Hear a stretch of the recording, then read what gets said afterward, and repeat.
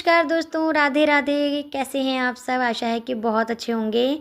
तो अभी समय हो रहा है शाम का, तो यहाँ पर प्यारा सा अमरूद का पेड़ है हमारा, जो कि हमारे गार्डन में है। इस पर बहुत मोटे मोटे अमरूद आते हैं। तो अभी मेरे पति जी ने 2 अमरूद भी तोड़े थे। तो आज सुबह से ही मैं काम में लगी थी, लेकिन अभी बनाना है मुझे खाना, वो भी शाम का डिनर बनाना है। तो डिनर में आज मैं बना रही हूँ आलू गोभी की सब्ज़ी, वो भी चूल्हे पर। और इनके साथ मैं बनाने वाली हूँ चावल की रोटी। वैसे भी शहर के लोगों का और गांव के लोगों का खान पान जो होता है थोड़ा सा अलग होता है। मतलब खाना तो नहीं अलग होता है, लेकिन मौसम के अनुसार थोड़ा सा परिवर्तन हो जाता है। तो जैसे शहर के लोग चावल की रोटी ज़्यादा खाना पसंद नहीं करते हैं, ना ही बनानी आती है। लेकिन गांव में इस समय अक्टूबर के महीने से ही चावल की रोटी बनाना स्टार्ट हो जाती है। तो मैं भी बनाऊंगी चूल्हे पर चावल की रोटी आलू गोभी की सब्ज़ी के साथ, जो कि बहुत स्वाद लगती है खाने में। आपने खाई है नहीं, ये तो मुझे नहीं पता, लेकिन हम तो रोज़ाना खाते हैं। तो अभी मैं गोभी छील रही हूँ, गोभी को काट रही हूँ, और आलू भी मुझे इसमें डालने हैं। और इधर हमारी गौ माता खड़ी हैं। तो सब्जी कट चुकी है, प्यारे प्यारे फूलों के साथ आपका स्वागत हो चुका है। तो अभी सब्जी कटने के बाद मुझे अच्छे से धोना है, और अभी बहुत सारा काम है। सिर्फ खाना नहीं बनाना है, अभी तो अपनी गौ माता को भी चारा लगाना है, उनको भी अंदर बांधना है। तो अभी तो थोड़ा सा दिन हो रहा है। और वैसे भी सर्दियों में कैसे पूरा दिन गुजर जाता है पता ही नहीं चलता। वैसे मैं आपको बता दूं कि पहले मुझे चावल की रोटी बनानी नहीं आती थी। जब मेरी मम्मी बनाया करती थी तो मुझे खाने में तो बहुत अच्छी लगती थी, लेकिन जैसे ही मैं बनाने का प्रयास करती थी तो मेरे हाथों से आटा टूट के नीचे गिर जाता था। लेकिन कहते हैं ना कि शादी के बाद सारे काम आ जाते हैं, ससुराल की जिम्मेदारी आ जाती है। तो जब मेरे पति और मेरे ससुर जी को पसंद था चावल की रोटी खाना, तो फिर मैंने चावल की रोटी बनाने की कोशिश की। तो जब कोशिश करते हैं तो कोई काम ऐसा नहीं है जो कि ना हो। तो चावल की रोटियाँ मैं बहुत अच्छे से बना लेती हूँ। तो सब्ज़ी के लिए मसाला मैं सिल पर ही पीसती हूँ, क्योंकि सिल का जो मसाला होता है जब हम उसे सब्ज़ी में डालते हैं तो उससे अलग ही स्वाद आता है। तो अभी आग जल चुकी है, कढ़ाई भी रख चुकी है। अब हम इसमें डालेंगे तेल और लगाएंगे आलू गोभी की सब्ज़ी को तड़का। तो सबसे पहले मैंने प्याज हरी मिर्च कटे को तड़के में डाला है, और इनको हल्का सा ब्राउन करने के बाद जो पिसा मसाला था उनको ऐड कर दिया है। साथ ही सूखे मसाले जो होते हैं जो आलू गोभी में डाले जाते हैं वो सभी ऐड कर दिए हैं, टमाटर भी डाल दिए हैं। और इस तरह से आलू गोभी की सब्ज़ी में तड़का लग चुका है। और इसमें कुछ मैंने ख़ास मसाले डाले हैं जिनसे कि आलू गोभी की सब्ज़ी बहुत स्वाद हो जाती है। तो अभी मैंने सब्ज़ी को ऐड कर दिया है। तो अब इसके अंदर हम थोड़ा सा पानी डालेंगे, ज़्यादा नहीं, हल्का सा पानी डालना है। नमक भी डाल दिया है। अब ऊपर मैं परात ढक दूँगी, जिससे सब्ज़ी मैंने जिसके अंदर काटी थी उसी को ढक दे रही हूँ। उसमें अच्छी खासी भाप बन जाती है, जिससे कि बहुत जल्दी सब्ज़ी गल जाती है, क्योंकि कढ़ाई में जल्दी सब्ज़ी ना लग भी जाती है पानी कम होने पर। तो अभी मैं आ चुकी हूँ अपनी गौ माता लक्ष्मी के पास। बाहर अंधेरा काफ़ी हो गया है, आप देख सकते हैं सब्ज़ी बनाते बनाते इतना अंधेरा हो गया। तो अभी हम अपनी गौ माता को अंदर बांध देंगे, क्योंकि सर्दी का मौसम हो रहा है। हमारी गौ माता भी आने वाली भी हैं अगले महीने। तो अभी इनके ऊपर झूल डालेंगे। झूल हम इसलिए डालते हैं ताकि हमारे जो पशु हैं उनको ठंड ना लगे। तो ये हम 2 बोरी की झूल बनाते हैं। तो पीछे एक रस्सी लगाते हैं जिसमें पूंछ को फंसा देते हैं, तो ये झूल गिरती नहीं है।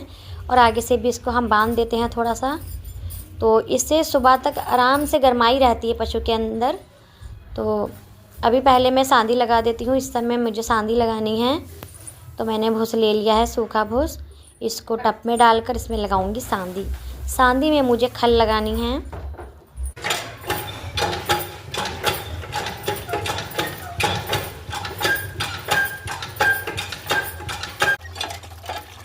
तो खल काफ़ी बारीक है, इसलिए मैं भूस के अंदर पहले पानी डाल दूंगी, और उसके बाद में आधा किलो खल डाल देती हूँ। तो इससे ना जो खल है वो भूस में चिपक जाती है, तो गाय बहुत अच्छे से खा लेती है इसको। तो अभी थोड़ा सा नीचे गाय के सूखा कर देती हूँ। जो ख़राब भूस था मैंने उसको बिछा दिया है। तो अब आ गई हूँ मैं अपनी चूल्हे पर। तो अभी मुझे जो खांसी हो रही है ना, उसकी वजह से थोड़ा सा मुझे गोला भून कर खाना है। तो ये गाँव के कुछ नुस्खे होते हैं खांसी जुकाम दूर करने के। तो देखिए सब्ज़ी बन चुकी है। तो मैंने गोला भूनने के लिए रख दिया है। तो गोले को ना थोड़ा सा आग में भून कर खा लेते हैं तो खांसी चली जाती है। लहसुन भून कर खा लेते हैं तो भी खांसी ख़त्म हो जाती है। हल्दी भी भून कर खा ली जाती है। तो देखिए गोला भून चुका है।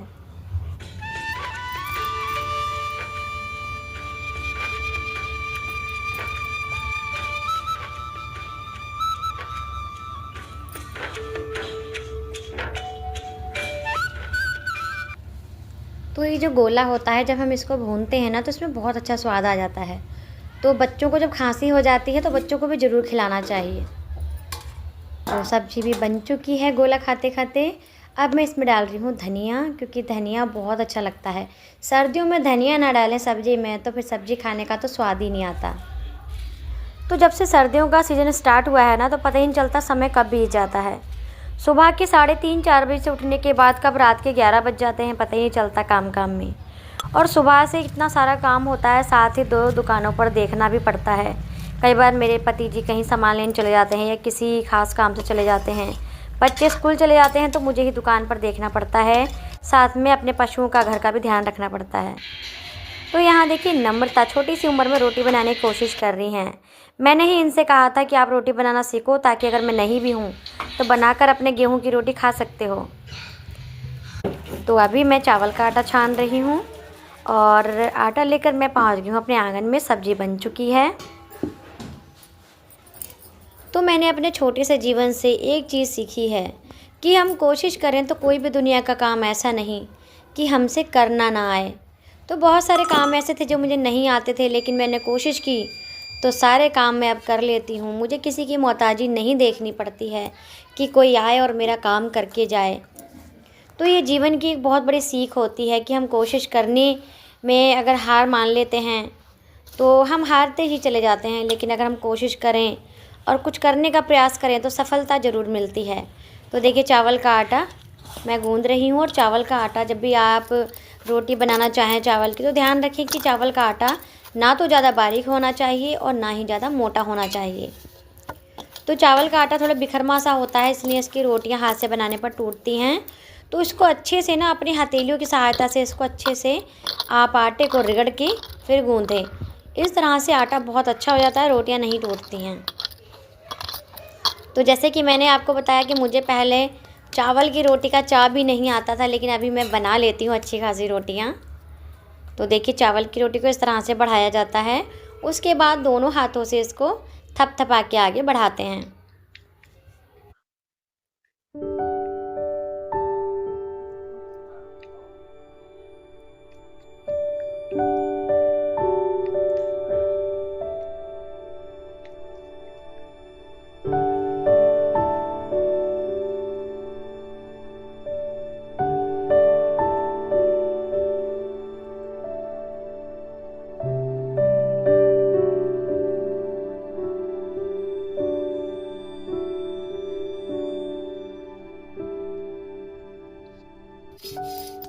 तो ध्यान रखें कि चावल की रोटी हाथ से नहीं पलटी जाती है, क्योंकि जो हाथ की जो उंगलियां होती हैं वो जलने का डर रहता है। तो चिमटे से ही पलटें। तो एक रोटी मैंने तवे पर डाल दी है, अब मैं दूसरी को बढ़ा रही हूँ। इसी प्रकार से सारी रोटियों को बढ़ाना होता है।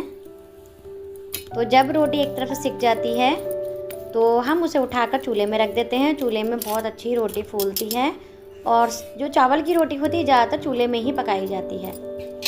तो देखिए चूल्हे के अंदर जब हम रख देते हैं तो धीरे धीरे रोटी फूलने लग जाती है और कच्ची बिल्कुल नहीं रहती है, क्योंकि इसमें चारों तरफ से सेक लगता रहता है और क्रिस्पी बहुत अच्छी होती है।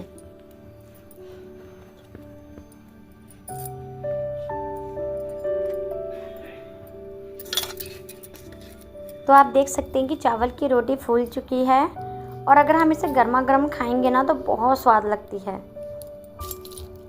तो आप देख सकते हैं चावल की रोटी फूल चुकी है और ऐसी गर्मा गर्म रोटियां जब खाने मिल जाती हैं तो मज़ा आ जाता है। तो ये रोटी बहुत ज़्यादा टेस्टी लगती है, सूखी सब्ज़ी के साथ ये बहुत स्वाद लगती हैं। तो देखिए मैंने काफ़ी सारी रोटियां बना ली हैं और यहाँ देखिए एक और रोटी मैं फूलते हुए आपको दिखा रही हूँ। तो वैसे तो चावल की सभी रोटियां मेरी फूली हैं, लेकिन मैंने कुछ खास ही आपको दिखाई हैं, क्योंकि वीडियो बहुत ज़्यादा लंबी हो जाएगी, फिर आप छोड़कर भाग जाएंगे। तो रोटी बन चुकी है। अब मैंने आग में जो लकड़ियाँ थी ना उनको बुझा दिया है, वरना ये लकड़ियाँ धीरे धीरे सारी जल जाएंगी और लकड़ी ख़राब हो जाएगी, वेस्ट हो जाएगी। तो यहाँ देखिए नम्रता खाना कर रही हैं। तो चावल की रोटी बच्चों को भी बहुत पसंद आती है। तो अब जो सब्ज़ी है मैं उसे अलग बर्तन में निकाल कर कढ़ाई को साफ़ कर दूँगी, क्योंकि काले बर्तन अच्छे नहीं लगते हैं रसोई में रखे हुए। तो अब देखिए काले बर्तनों को हम किस तरह से धोते हैं। तो जो काले बर्तन होते हैं पहले हम उसको पानी से धो लेंगे, पानी निकाल लेंगे। उसके बाद हम चूल्हे की जली हुई राख लेकर आएंगे और उसमें डालेंगे थोड़ा सा सरफ़, और सरफ़ और राख के साथ ही हम इसको रगड़ा मारेंगे। तो जो पीलापन है कढ़ाई का वो भी साफ़ हो जाएगी। जो भी बर्तन होते हैं पीलेपन के बिल्कुल साफ़ हो जाते हैं, चमक आ जाती है और साथ ही बिल्कुल भी काले नहीं रहते हैं। थोड़े से हाथों में तो लग जाता है कालापन, लेकिन वो भी साफ़ हो जाते हैं बाद में साबुन से साफ़ करने पर। तो ये बहुत आसान तरीका होता है काले बर्तनों को धोने का। वैसे भी गांव में ये परंपरा शुरू से चलती आ रही है कि ज़्यादातर महिलाएं आज भी बिना साबुन के इस्तेमाल के ही बर्तन को धोती हैं। इसी प्रकार से राख और सरफ डालकर रख लेती हैं और उनसे फिर बर्तन मांजती हैं। तो इस तरह के जो बर्तन मांजे जाते हैं ना, वो एकदम चमकदार बर्तन रहते हैं। तो इसमें ना कोई घसीटे भी नहीं लगते हैं, बहुत अच्छे बर्तन साफ़ होते हैं, चमकदार। आप देख सकते हैं कढ़ाई हमारी बिल्कुल चमक चुकी है। तो इसी प्रकार से काले बर्तनों को मैं साफ़ करती हूँ और बर्तनों को मैं हमेशा रात को ही साफ़ करके रखती हूँ। सुबह का झाड़ नहीं मुझे अच्छा लगता, रसोई रात को ही साफ़ करके तब सोती हूँ मैं। तो बर्तन साफ़ हो चुके हैं, तो अब हम लोग खाना भी खा लेंगे। तो मेरे पति जी ने भी दुकान को बंद कर दिया है, अब हम खाना खाएंगे सभी साथ में मिलकर। नम्रता सार्थक ने पहले खा लिया था और निस्वार्थ मैं और मेरे हस्बैंड जी अब खाएंगे। तो आज की ये छोटी सी वीडियो आपको कैसी लगी है? आई होप कि बहुत ज़्यादा पसंद आई होगी।